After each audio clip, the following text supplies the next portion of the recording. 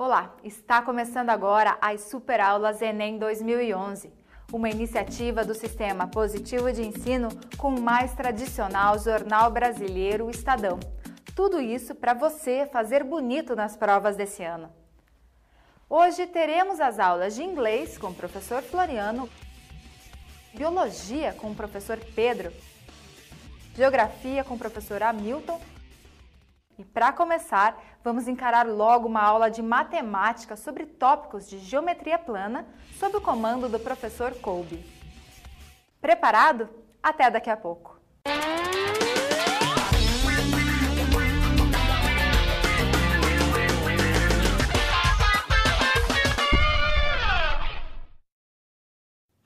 Muito bem, chegamos agora no momento destinado à geometria. E o que é que nós faremos nesse espaço? Dentro do espaço que temos, nós vamos priorizar tópicos de geometria plana.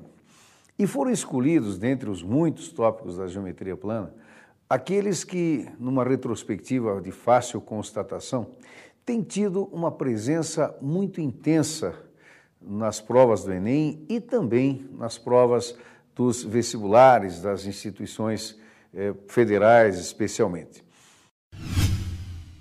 Então, nós teremos dois tópicos. Num primeiro momento, semelhança de triângulos, que é uma ferramenta muito ampla, e na sequência, depois, alguns quadriláteros muito especiais. Vamos ver na tela o que são triângulos semelhantes. De maneira geral, são triângulos que apresentam ângulos respectivamente congruentes, ou seja, de medidas iguais, podendo admitir lados de tamanhos diferentes. Nesses triângulos, os lados homólogos manterão entre si uma relação de proporcionalidade. Vamos retomar. Triângulos semelhantes, então, são triângulos que têm tamanhos diferentes, mas ângulos iguais. Você viu ali uma referência a lados homólogos.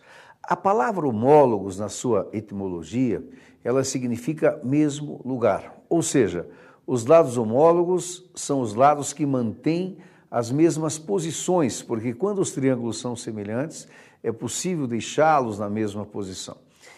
E os lados homólogos estabelecem exatamente uma relação de proporcionalidade. Essa é a grande característica dos triângulos semelhantes, uma propriedade extremamente versátil, que tem uma enorme aplicabilidade na matemática e na física.